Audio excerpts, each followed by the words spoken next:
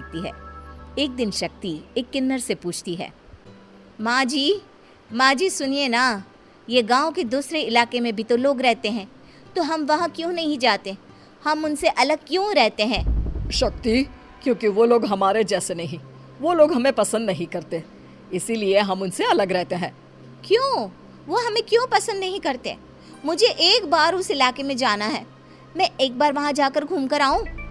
शक्ति, खबरदार, जो तू उस इलाके में कभी भी गई तो अपनी जान नहीं गंवाना चाहती तो उस इलाके में कभी कदम भी नहीं रखेगी, समझी?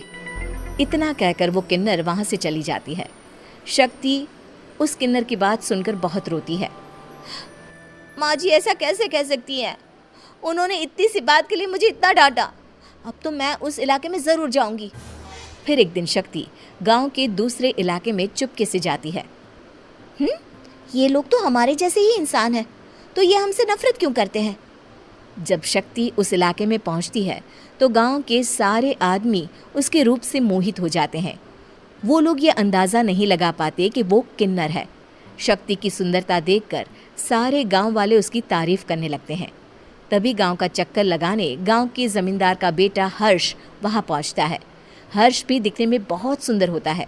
जब हर्ष ने शक्ति को देखा तो वो भी उससे मोहित हो गया, और जब शक्ति की नज़र हर्ष पर पड़ी तो वो हर्ष को देखकर मोहित हो गई। आपको पहले कभी इस गांव में देखा नहीं। इस गांव में आप नए हैं क्या? जी नहीं, वो मैं बस। तभी शक्ति बोलते बोलते रुक जाती है और मन में सोचने लगती है, अगर मैंने इनको बता दिया कि मैं दूसरे इलाके से आई हूँ तो वो समझ जाएंगे कि मैं किन्नर हूँ, इसलिए मुझे इनसे झूठ ही बोलना पड़ेगा। शक्ति हर्ष को कहती है, जी हाँ, मैं इस गांव में नई आई हूँ, यहाँ अकेली रहती हूँ। वैसे आप कौन हैं? आप भी इसी गांव में रहते हैं? जी हाँ, मैं इस गांव के जमींदार का बेटा हूँ। आपको किसी भी चीज की जरूरत पड़े तो आप मुझे बता देना, मुझे अच्छा लगेगा। ऐसे ही शक्ति और हर्ष एक दूसरे से रोज मिलने लगते। वो दोनों अपने प्यार का इजहार करने एक दूसरे से मिलने जाते हैं। तभी शक्ति का पीछा करते करते एक किन्नर वहां आ जाती है। शक्ति, मैं तुमसे बहुत प्यार करता हूँ। मैं तुमसे शादी करना चाहता हूँ। क्या तुम मुझसे शादी करोगी? हाँ हर्ष, मैं तुमसे शादी करूंगी, पर मैं तुमको अपने बारे में एक सच्चाई बताना चाहती हूँ जो मैंने तुमसे छुपा कर रखी है।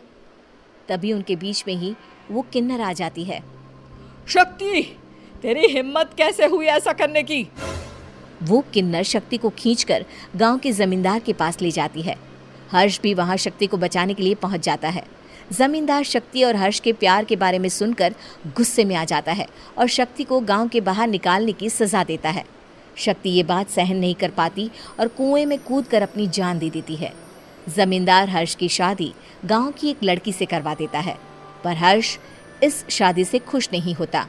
शक्ति अपना बदला लेने के लिए मरने के बाद किन्नर चुड़ैल बन जाती है।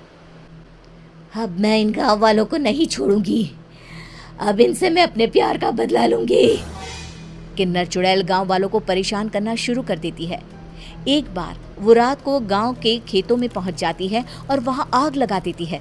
सारी फसल जल के राख हो जाती है। जब एक आदमी रात को उठकर देखता है कि खेत में आग लग गई है तो वो वहां पहुंच जाता है। वो देखता है कि खेतों के बीचों बीच एक किन्नर चुड़ैल खड़ी है और वहां खड़े होकर ताली बजा रही है। गांव वाला किन्नर चुड़ैल को देखकर बेहोश हो जाता है। जब सुबह उस आदमी को होश आता है तो वो सीधा जमींदार के पास जाता है। अरे जमींदार साहब, अरे वो किन्नर चुड़ैल ने मेरी सारी फसल जला दी। अब मैं क्या करूंगा, क्या होगा मेरा? जमींदार चुड़ैल किन्नर का नाम सुनते ही सब कुछ समझ जाता है। अब वो बहुत डर जाता है।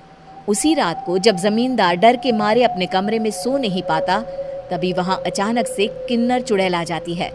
किन्नर चुड़ैल जोर जोर से जमींदार के आगे खड़ी होकर हंसने लगती है और ताली बजाने लगती है। जमींदार उस डरावनी किन्नर चुड़ैल को देखकर बहुत डर जाता है। तूने मेरे साथ बहुत बुरा किया, अब मैं तुझे जान से मार दूंगी। नहीं, मुझे माफ कर दो, मुझे मत मारो। मैं कभी ऐसा दोबारा नहीं करूंगा।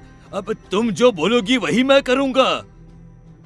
ठीक है, मैं चाहती हूँ कि किन्नर इलाका गांव के इलाके से जुड़े और गांव का कोई भी आदमी किन्नर समाज से द्वेष ना करे, उससे नफरत ना करे, नहीं तो मैं सारे गांव को मार दूंगी। और तुम गांव में एक नया कानून बनाओ कि अगर किसी ने भी किन्नर समाज को हानि पहुंचाने की कोशिश भी करी या इनसे भेदभाव करने की भी कोशिश करी तो उनको कड़ी से कड़ी सजा मिलेगी। हाँ हाँ हाँ हाँ, मैं ऐसा ही करूंगा। तुम जो बोलोगी वो मैं करूंगा, पर मुझे जाने दो प्लीज।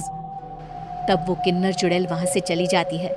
गांव का जमींदार किन्नर चुड़ैल का कहा मानते हुए दोनों इलाकों को एक कर देता है और नया कानून भी लागू कर देता है।